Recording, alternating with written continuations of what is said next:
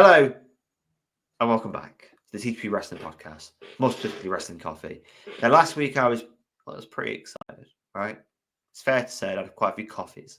I got loud, gave you a headphone warning. I'm not doing that this week. I'm nice and calm this week.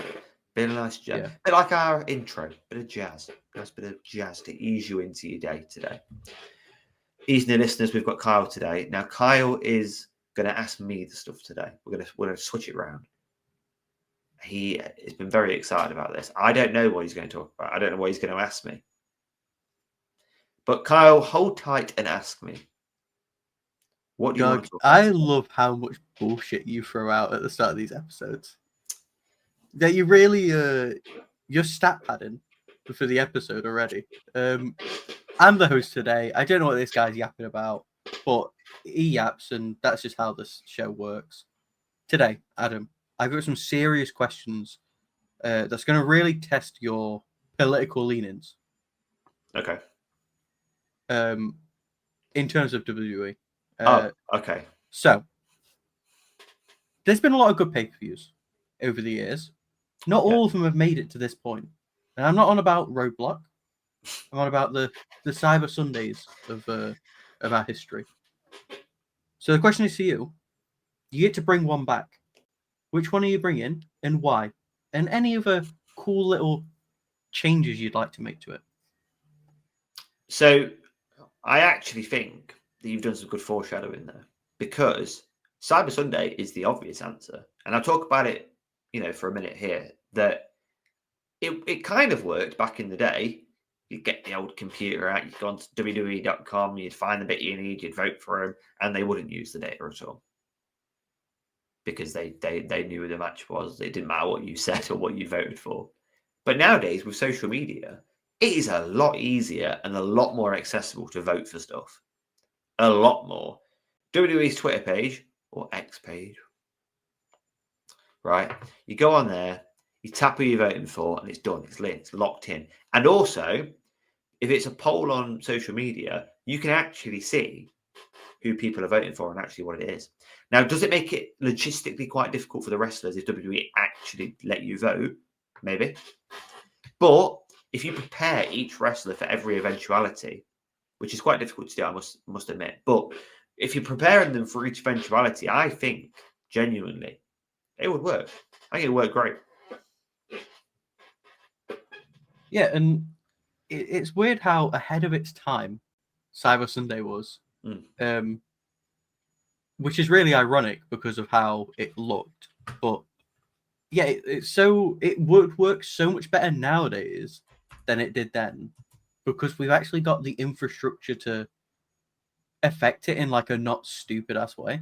Like back then, who the fuck is like logging into WWE.com and like voting for their specific one? Like no one believes that. Nowadays, like you said, just go on Twitter. Or even just run it on WWE.com now that people can actually like access the internet in a much easier way. Yeah, it might be more difficult, but I think the fact that this pay-per-view hasn't been brought back yet is a crime in itself. Because it also linked to another pay-per-view, so Taboo Tuesday, which a lot of people don't remember because it was just, kind of worse than Cyber Sunday, and it was on a Tuesday night. But it was a good pay-per-view, and I think it would work really well nowadays. So that's the obvious answer, but I will give you another answer as well. Because the obvious answer's, fun. Talk about it, we go into it. It's really easy. Yeah. Yeah, we both agree Cyber Sunday is like a missed opportunity. Yeah, right. So we have to talk about Cyber Sunday because it makes the most sense in the modern world, right? However, I know it was brought back a little bit in NXT.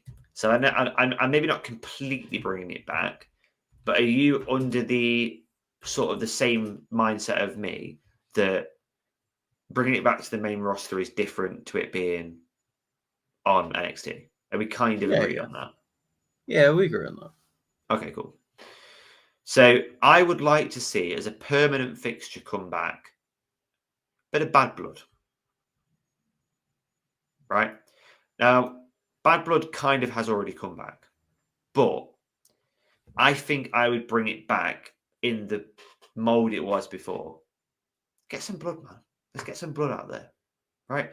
I understand wrestlers blading and all that sort of stuff was very much talked about at the time, not safe and all that sort of stuff. But in 2025, you can make that safer. There are lots of ways to make that safer. Now, I know we had like a main roster Bad Blood, and it was CM Punk Drew, and it was great, and we loved it. But I would bring it back in its old format. That's the caveat I'm putting in here. I feel quite similar about this to the same way I feel about Elimination Chamber. That I think Elimination Chamber in its current format is worse than it was before because I don't like the chamber as it is. So there are events that WWE have now that they still do that I do think are just worse than what they did in the first time around. Yeah.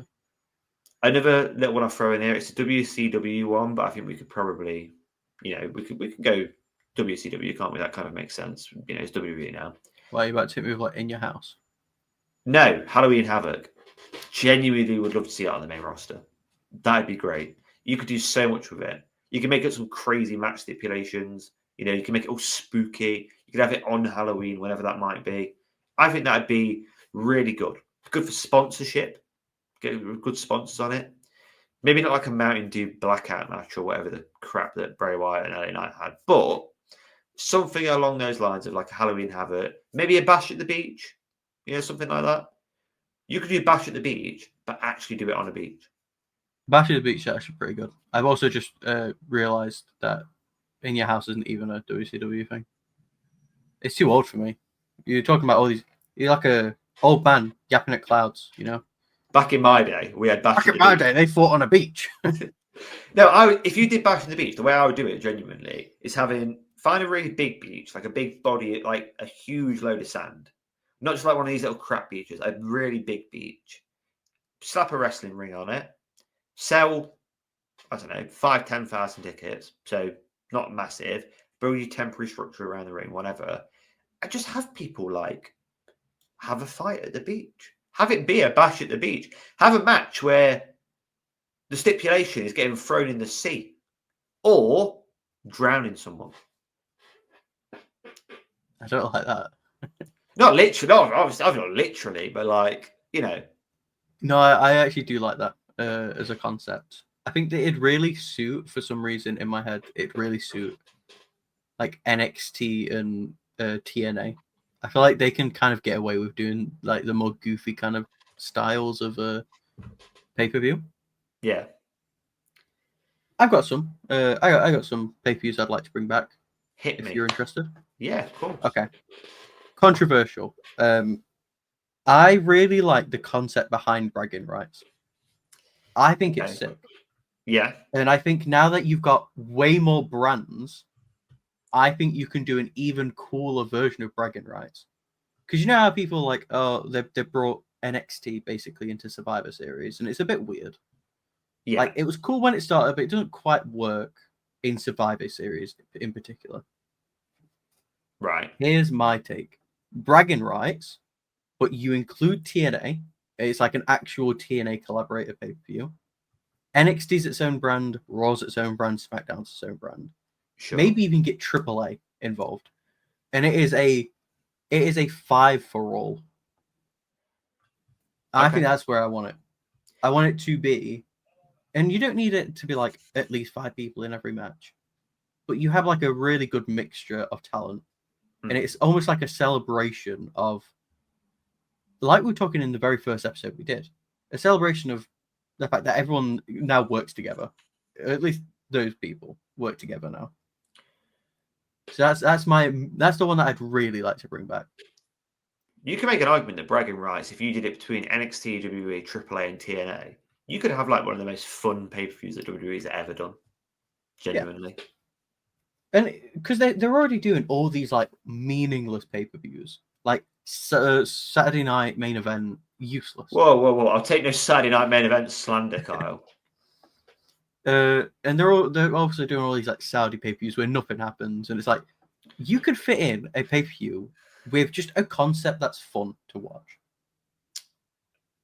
I think that wrestling needs more than just fun to watch. Like, we're all very serious about it, which is fine, but you don't have to be serious all the time. You can just put matches in that are just fun to watch as a wrestling fan, which I like the idea, Kyle, because my big concern when you said it was, is that not just Survivor Series though? But the way that you framed it, I now agree with you. I would revert Survivor Series just to not even Raw versus SmackDown, because that's not even really what it is anymore. Like, sometimes it is, but sometimes it's Bloodline versus insert not Bloodline. You know what I mean? But isn't that the better argument though? That there's an inherent issue at the minute because when we were kids, and I say when we were kids because I think it was probably throughout both our childhoods, but not that much difference in age, but you know what I mean. It was very much about the brand you were on, and you as a fan would probably pick a brand. You'd probably be like, "I'm a SmackDown guy," or you'd be like, "Oh, well, I'm a Raw guy," and it actually mattered. It actually meant something. I would love to bring that back. I would love to have a proper brand split that's not just a fake, oh, we're splitting the brands because we have to. And like, no, do it and do it genuinely proper. Like, do it really well and have like a proper SmackDown, a proper Raw, and have it as SmackDown versus Raw. And it's this really, really serious thing that everybody cares about. Because if you do that and you bring bragging rights back, I think you're bringing back a lot of good stuff that was mismanaged in the first place. Do you know what I mean? Yeah. I've also got another one, just in case. Breaking Point. I actually really like the vibe of Breaking Point. So Breaking Point, to spread, like, get back to my memory, was submission only, wasn't it? Yeah, it was like basically submissions, the pay-per-view. Yeah. So I mean, I've always liked the idea of submission only pay-per-views. I know they didn't go down that well in like wrestling lore, if you like, but I think they were a good idea. And I think if you have the right people on the card, I think that was the issue. The issue is that they were trying to force non-submission like based wrestlers into those matches without it being like an interesting story element to it. When I think right now, most top guys have a submission, you know? Yeah. And on top of that, those that don't are like your baby faces who you just frame it as like they're gonna have to figure something out. Like even Jey Uso has a submission now. He won the world title with a submission.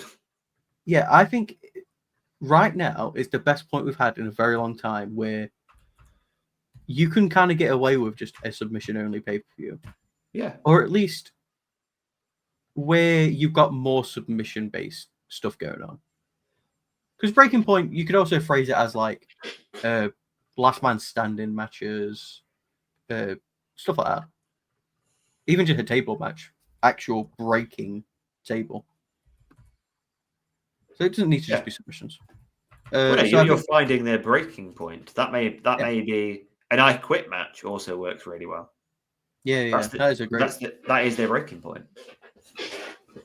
So I mean, those would be my two if I was going to bring some back. But if we're going to bring some back, we're going to have to take some away. So yeah, who would you? What would be on the cutting room floor after you're done with it? There's quite a few. Do you know what I'm going to do? I'm going to do this really properly. So I'm going to look at 2024 because obviously this year hasn't finished yet. So I'm going to look at 2024 pay-per-views to basically what WWE do. I'm not going to say Saudi on the basis that can that go unsaid that I wouldn't do Saudi? Do we it's need a bit of a cheap answer because we both just go like Saudi's dog shit. Yeah, I don't for lots of different reasons that we don't need to go into on this podcast. They probably shouldn't be doing Saudi anyway. But as pay-per-views, they're always pretty ass as well. But so I'm looking at the schedule from 2024. I'll read it out, Kyle. So Royal Rumble's obviously go, that's fine. Elimination Chamber again, it's fine. WrestleMania, that's cool. Backlash I like. I think Backlash gets a lot of, whatever. Backlash is a designed pay-per-view as I want to get my revenge from the last pay-per-view. I think that's fine. I think as a concept that works. So I'm kind of fine with that. I don't like it that much. I feel like it kind of means that like your big climaxes from WrestleMania just end up having to be prolonged an extra month. Yeah. Sometimes it just kind of like prolongs a story that's already over. Yeah, I suppose WrestleMania you could view as like that is your blow off opportunity as a match. So I'm going to keep Backlash in the back of my head. I'm thinking about it. Clash in the Castle, Money in the Bank, SummerSlam, Bash in Berlin, Bad Blood, Crown Jewel, which we're not going to use because we've said we're not going to use. Honestly, out of all of them, it's really easy for me, and I'm going to get a lot of shit for this being from the UK. Clash at the Castle is awful. Like, I understand that you wanted to do this as like a UK show and then maybe France or whatever. It's just bad, objectively bad. Every Clash in the Castle has been pretty ass, and they've got the decisions wrong. It's a glorified house show with how they book them, and I don't feel with it at all.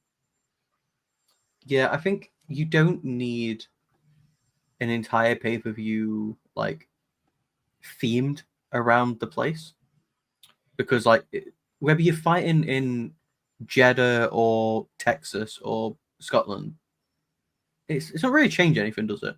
No, there's nothing about it. Clash of the Castle doesn't really mean anything. So yeah, I'm all with that. Bash in Berlin as well. Like I was about to say, yeah, they're basically the same thing, aren't they? Just do what they're doing now, where it's just you hold the pay-per-view in insert country. I know it's Clash of the Castle. Is it Clash of the Castle Paris? I think so, yeah. So it's been Wales, it's been Scotland, and now I think it's Paris, yeah. Yeah, I know it's clear that they're moving away from it being like Clash of the Castle, that's the UK one, to just that's the European one. I think just rename it, rebrand it into something more interesting. Well, there's a reason I haven't been. That's the thing. Like you know when they do a UK show, they do a UK pay per view. You'd think that me, you, and all the guys would be clamoring on to get tickets, but we don't, do we? Because why would we? Like, and that's the thing. Yeah. Like, there isn't. And I think the thing that annoys me, by the way, there's no castle in Paris. You know that there's no castle in Paris. Like the closest castle to Paris would be like, well, other than the Disneyland one, I'm not including that. Disneyland Paris isn't in Paris. It's really confusing. I don't know, like the castle of Versailles, is it, or something like that? Like that's a castle, but I don't think that's in Paris. So it's called Clash at the Castle, but there isn't a castle where you're clashing. Yeah, like maybe it's even that they're not properly devoting themselves to the gimmick.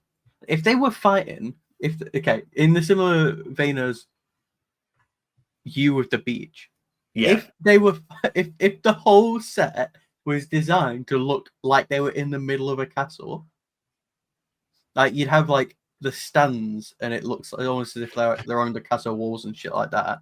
I could get sold on it, you know. It'd still be weird and like not make a lot of sense, but I could at least be sold on it. But when they're designed like every other pay-per-view, and it is just here's a stadium with the Titantron, and that's that. They're skippable pay-per-views at that point. You know what I mean? Yeah, they are. And that if they ever do an England one, because they haven't done England yet, have they? Wales, Scotland, and now France. So if they do England, it's got to be in Nottingham. Yeah. We've got like one of the oldest castles in the UK. And on top of that, if you want to do your idea, there's a massive load of land there that you could have them. You could literally put a ring in, like very similar to Bash on the Beach. Put a ring there, limit it to like 5,000-10,000, because logistically that works. There's lots of entry points for like security and like lines, whatever. And then do it inside the castle grounds at Nottingham Castle. That'd be sick. It'd be amazing. It'd be memorable, wouldn't it? Maybe make a stipulation match as well. Like, there's lots of things you could do with it. I also think they just, when they come over to Europe, they always choose like relatively medium-sized like stadiums, and it's almost like they're hitting you with like a FOMO and raising the price a bit. Like, just have it as a big stadium. It will probably sell out if you have the tickets at the right price. I had this massive issue with Money in the Bank the other year when it was in London. I tried to get tickets through like the normal sense. Then I tried to get them scalped tickets, and I couldn't get them for like less than 400 or 500 quid. And I know the argument there is, well, you know, you might not get another opportunity to go to Money in the Bank unless you're Kyle. But it's not fair on the fans in that point, is it? So they put it in the O2. and it's just like, why are you doing it in the O2? Just do it in somewhere big. Reason. There was no reason to do it in the O2. Like, no reason whatsoever. Like, I'm going to Google this because I don't know this off the top of my head, obviously. I want to see the capacity of the O2 in London. 20,000. Yeah, 20,000. If you did it, you can't do Wembley because Wembley have signed a contract with AW, but you can do Spurs' ground. Spurs' ground is one of the best grounds in the world. I mean, it's London. It's fucking and it's in filled to the London. brim with stadiums, like football grounds and shit like that. Like Spurs has got a capacity of 62,000. You'd sell every ticket. Like genuinely, no chance you don't. And if they want a roof and stuff, I don't think Spurs has a retractable roof. But there are still plenty of other places you could have had it. You don't have to pick London. It could be anywhere in the UK. Get somewhere that's got a roof on it that's a massive stadium. And just do it like that.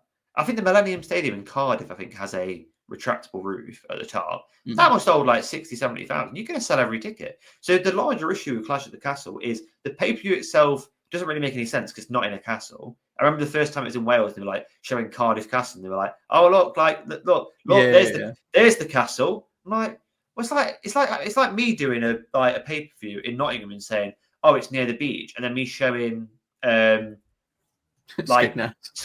and being like, "Oh yeah, look, there's a beach like 2 hours away from us." Like, I know that Cardiff Castle's closer to the arena than that, but you know what I mean, don't you? They're not in a castle. You're just showing a castle. That's not the same thing. Like, so I think that that's the larger issue with Clash at the Castle, and it really bothers me because it's essentially a pay-per-view designed for the UK. I know it's now going to France, but it's originally designed for the UK, which was a great idea, but it's never been well executed, and I don't think it will be this year either. You got me all riled up. Put it out. Get that shit gone. I agree. Cyber Sunday, move it to somewhere else. Yeah. You know, I was saying before that you could have it in like Japan. Cyber Sunday in Japan would go so hard. Yeah. Well, just honestly, there are loads of very, very modern cities all over the place. I would love to see them anywhere. I'd love to see them do a show in. So we were talking about this before we started. So this isn't like themed pay-per-view or anything, but just like as a show, I'd love to see them do one in Brazil.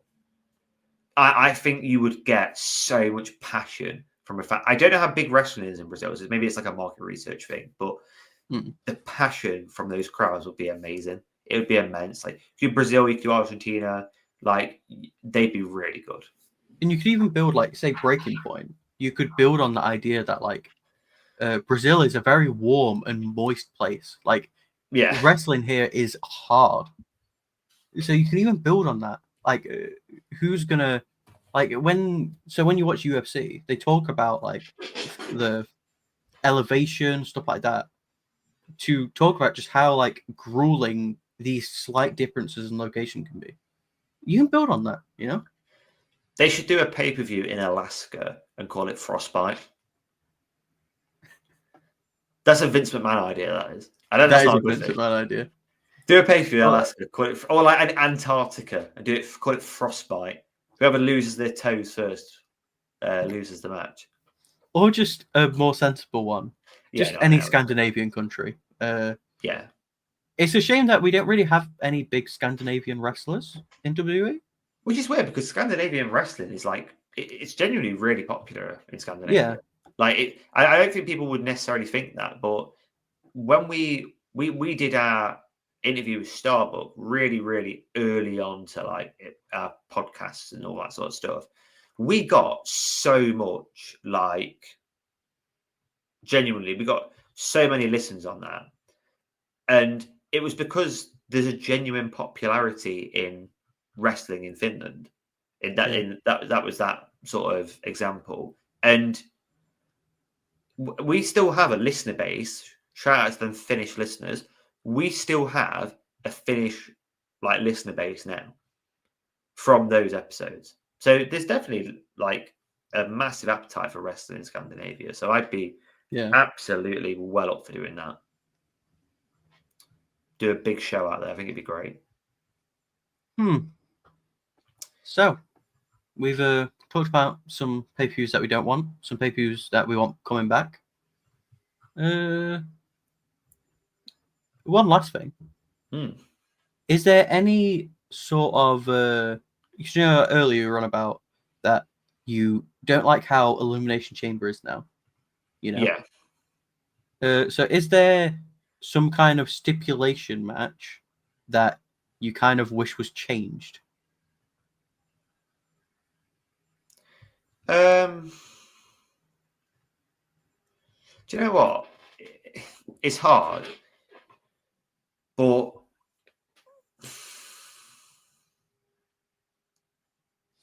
I think, and I've always thought this, and it sounds really stupid, but just like hear me out on it. Extreme Rules matches, they should all be last man standing as part of the stipulation. I have always weirdly found that, like, the fact that it's Extreme Rules, it's meant to be like, I think when it first came about, I think it was a throwback to ECW. I think that was kind of the idea about it. Make it really extreme and say, you can do whatever, because I know people say, oh, that's just a last man standing match there. I get that, but make it so that you've got the Extreme Rules match, but instead of it being a pinfall, it's last man standing. Because I always thought that made more sense anyway. Yeah. That's extreme, innit? You've battered them so much that they can't even get up. Like, I don't know. Maybe I'm wrong. Maybe you disagree. I think that that's what Extreme Rules should have always been. It should have always been last man standing because I think it works better as an idea. So that's what I'd change for a pay-per-view. Yeah. Here's my excuse to talk about steel cage matches. Okay. I fucking hate steel cage matches. And only for one reason. Why does the door open, bro? That is the stupidest thing that I completely agree. I don't understand. It makes, and people win that way as well. What is the point in most matches ending by them just walking out the door? Because that is just getting out of the ring, just from one corner. I think the reason they did it originally when they started doing steel cage matches was to add suspense and drama. No one actually wins that way, but there's suspense to it. Like, they're crawling toward, because that's the only thing it's good for, is when they've battered each other so much they're crawling to the door and they're crawling to get back to them because they can't climb the cage. That's probably the only time it makes any sense. Another one with steel cages, pinfalls. Yeah. Why can you pin someone in the steel? What's the point in having it then? Yeah, because at that point, why is it not just a Hell in a Cell match? Well, it is. If you win by pinfall in a steel cage, what is literally the point?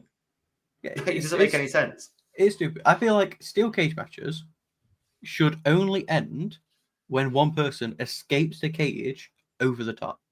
Yeah, I agree. Or someone says, "I quit." I like the idea of beating someone to a point where it's like their breaking point. to make it a callback. It's a small tweak, but it makes a massive difference in the portrayal of that match, because steel cages now, it's like, oh, there's a steel cage match. And it's like, oh, that's really exciting. But it's not that exciting if the match ends by someone crawling out the door. The suspense might be there for that one moment, but is it really worth having a whole way of winning for the one very specific moment you can get from it? Probably not. Because in every way that you can add suspense by someone like crawling to the door, you can also just add that same suspense by someone like trying to climb up whilst the other person's like just recovering or something. Yeah. And you just like, oh, they've still got to get him like back down or her back down. It makes it worse as well. I just hate the door, bro. I just hate the door so much. It makes it worse that Hell in a Cell is probably most people's preference with it. If someone said to you, would you pick steel cage or Hell in a Cell, as they currently are in their current format, most people would pick Hell in a Cell, because it's just an upgraded version of steel cage. It is. So if steel cages are going to be basically the same as Hell in a Cells, you've got two different things for no reason, exactly, at all. So yeah, I agree with you. Let's do steel cages how you said, and let's keep Hell in a Cell as Hell in a Cell. Boom. Productive episode. Very. I enjoyed that. Anything else you want to talk about, or we all good? No, I think we're good. I think we are all Gucci. Excellent. Right. Well, we will see you guys and girls and everybody listening next time. Yeah, next week. Same time, same place. Right here. Oh, I love that. See you later.